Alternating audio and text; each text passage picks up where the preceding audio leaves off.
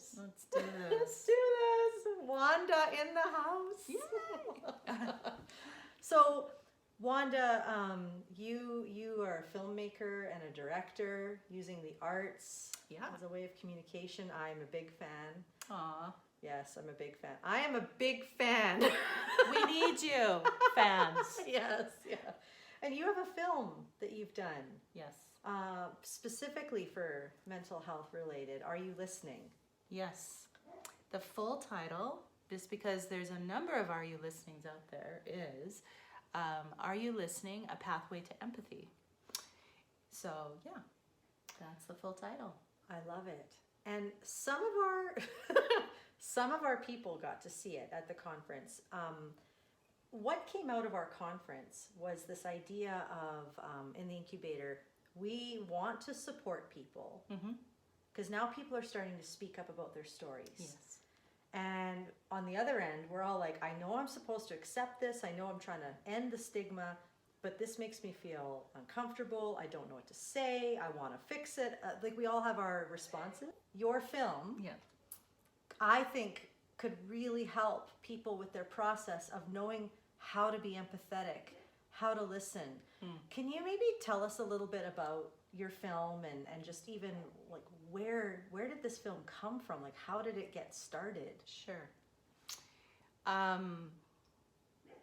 So in, I think it was 2015, 2016, somewhere around there, 2015, I think, there was a Alberta town that experienced 6 suicides in a matter of a year. And my producer found out about this story and was very concerned about what had happened there and the reason it happened and all of that. So he began to actually do some digging as a producer and filmmaker himself around, you know, the whole happening and how it affected the community. And so he started interviewing people and came to a place where people actually stopped wanting to be involved in his filmmaking of the story. It was such a difficult and just an extreme, there was an extreme sense of grief and pain from the whole experience, which is understandable. 6 young lives suddenly gone in a matter of a year. And it's a small community, so people really, you know, were feeling each other's pain, and we're really asking the question, you know, like, what's the reason this happened, and what can we do, right? They were really searching deeply, and of course, suicide can be very stigmatized. So there's a lot of people that didn't want to be involved, and he just basically ran into a wall. My producer ran into a wall, and he basically had to stop the project. But in the back of his mind, he knew that he needed somebody to drive the project. He knew he needed a director and a writer, someone to help him with it. He couldn't continue it on his own. And it's funny because he comes from a farming background. He's now a filmmaker, but he comes from a farming background, and my husband is a crop insurance adjuster, and they happened to be in the same field one day. You know, that's not a coincidence. And they started talking, and Ruben said to my husband, John, you know, I'm looking for a director, writer, and my husband kind of stopped, and he kind of said, I'm married to one. And Ruben looked at him and he said, you are? Like it was just, right? And so Ruben gave his business card to my husband, and my husband comes home and he's like, you will not believe what happened in the field today. Gives me the card, and that's how I got involved. So yeah. And part of the experience that Ruben had with the story is that people didn't want to listen, they didn't want to talk, there was such a block. So that started becoming our theme right away, even in the process of developing the film. And then as he and I talked about the film and about what we wanted to say about this experience and about this happening in this community, I realized that my own story would match this story. And my own story is of listening.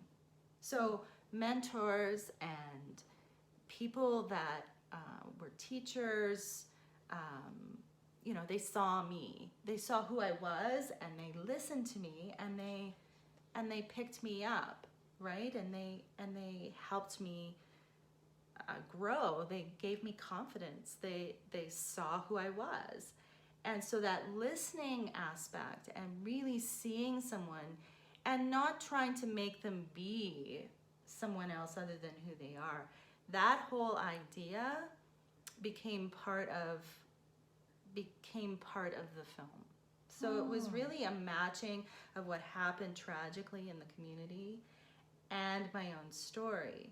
And so I said to Ruben, Ruben, I really feel like listening needs to be the key to what we're saying, because we need to listen. And the other thing that happened is, after the tragic suicides, and after about, 6 months or something after they happened, the community actually did end up coming together, that community, and they actually approached the government and said, hey, we need help in our community. And at that time, it was the Conservative government, and they put together a program called Empathy. And it was a peer-to-peer program which allowed students to have a partner in the school, a listening partner.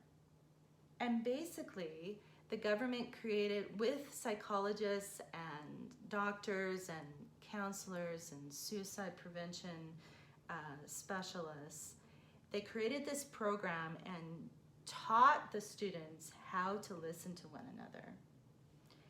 And what ended up happening is, within the next year or so after that was established, and I don't know the timeline totally, but the suicide levels in the school went away. They went away. There was much less problems with the students. They were hearing one another. They were supporting one another. And there wasn't any ridicule, right? So if somebody felt a certain way, and this is what's important in my life, like, I struggled with my father, because when I would express to my father, he would ridicule what I was expressing and saying and what I was thinking. And that was very difficult for my development. Very difficult. Affected me mentally, affected me spiritually, affected every part of me, actually, right? Because a very key person was not really hearing me, was not really listening to me, I did not feel respected. And I know now that my father wasn't doing this on purpose. He just hadn't been taught how. His own father did this to him, right? So it wasn't something that was on purpose.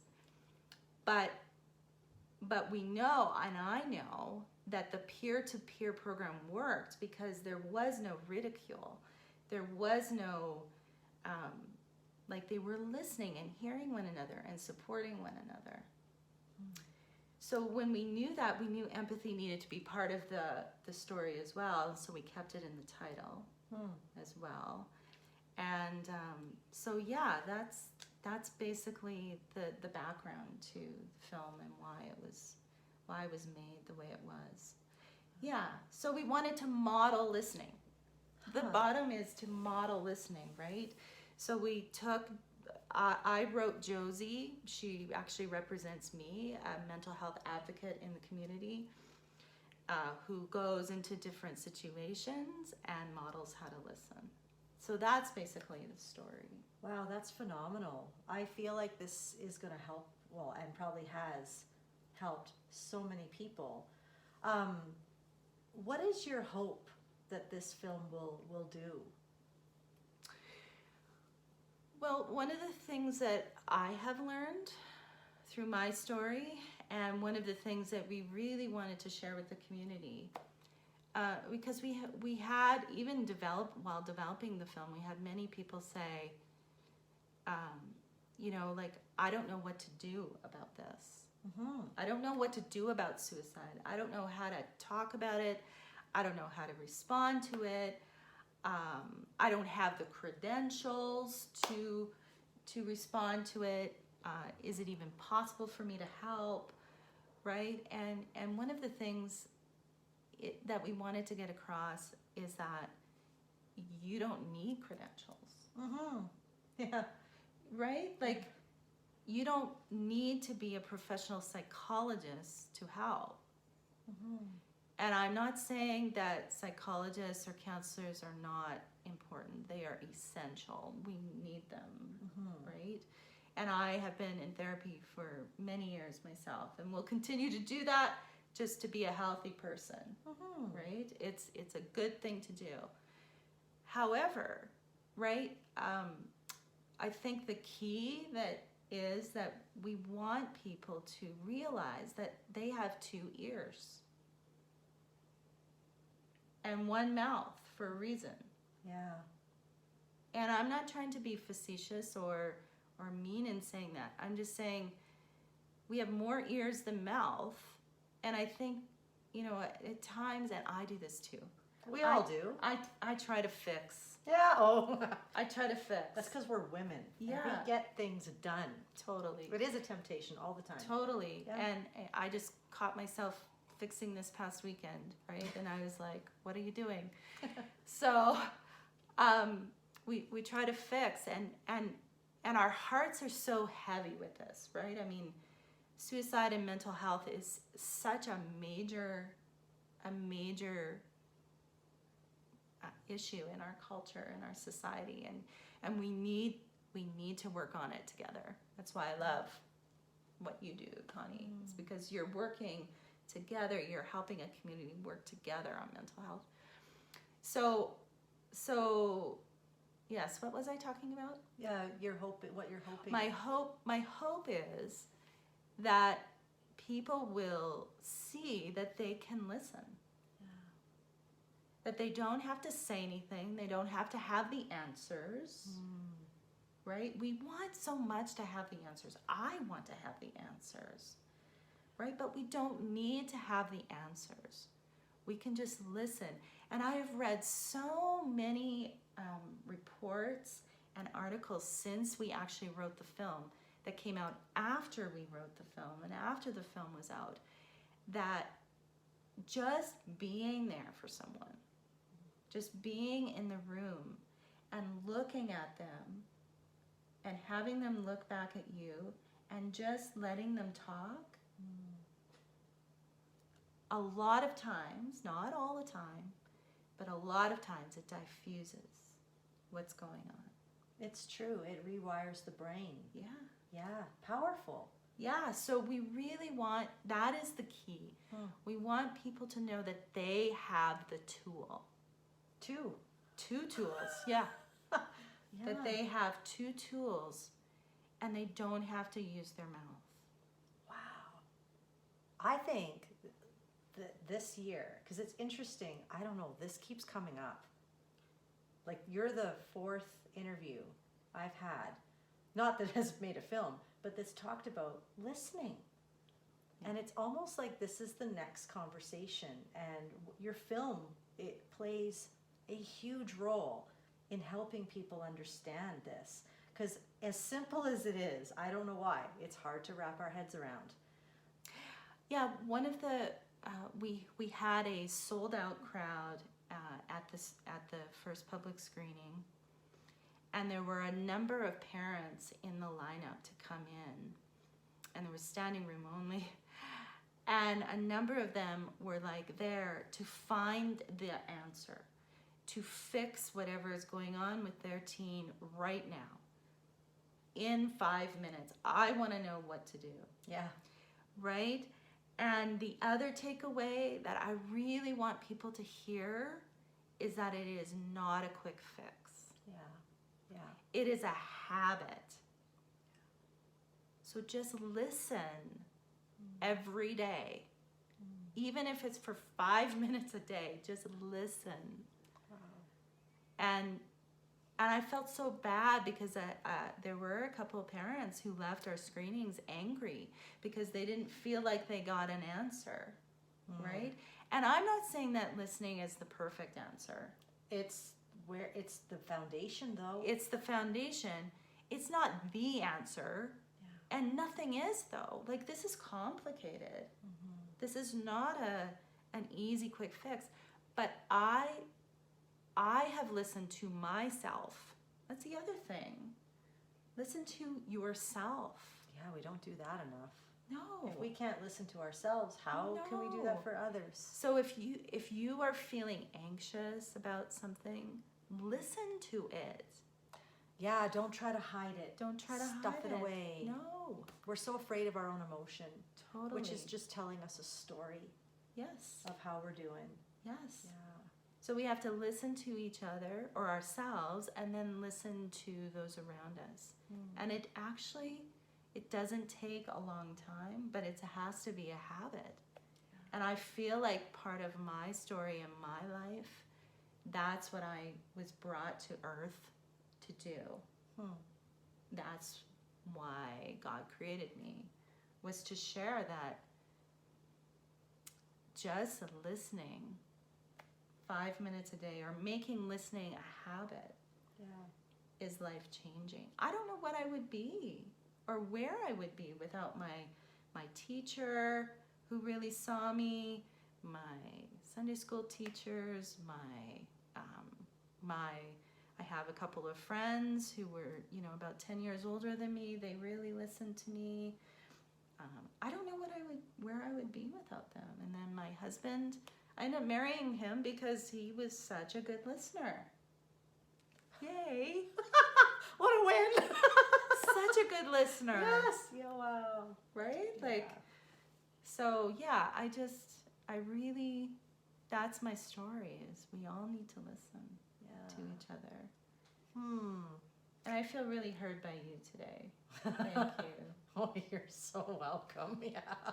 Well, it's what you said about listening. I fully agree. My son, who was suicidal, has come out of that, and we haven't fixed anything. He's not suicidal, which is great.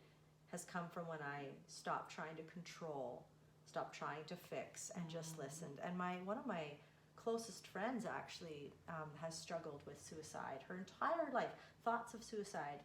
And she said the times that I feel the most supported is when people just listen and they just say, I just want you to know I'm a safe place. Yeah. And so what you're saying and what the film is about, we think it's counterproductive to not say anything, but I just want to say, like, you're just on, wow, like, this is so important. And I wonder if maybe even we could ask everyone today, like, who's listening to you? Who are the people that you feel listened to by? And if you don't have anyone, it'd probably be a good idea to try to find someone, and then to think about how that feels, and then offer that to someone else, like to actually process what Wanda has said. Because I think sometimes we get into a habit, and the habits are there because we forget. Yeah. We don't understand what it's like. So if we can know what it feels like to be listened to, and then think about how do I offer that to someone else. Wanda, is there a screening coming up that people can know about, or how can they watch your film? So it is, sometimes we do local screenings. Sometimes it's at festivals. It's won awards across Canada and North America. And it was nominated for a Springer Award in Calgary. So thank you so much for that. That was the Calgary Independent Film Society that nominated us for that. But it's online, and we wanted to make it available to the world for anybody to see. So it's online at facebook.com/AYL film. AYL film. It's there. It's also on YouTube. It's under CACHE, CACHE Project. And Are You Listening? A Pathway to Empathy. So it's on YouTube as well. So you can get the link on Facebook, and you can look. you know, at pictures of the shooting of the film and information on the cast and crew, as well as it's on IMDb, which is the professional film site. It's there as well, but it's definitely on YouTube. So check it out.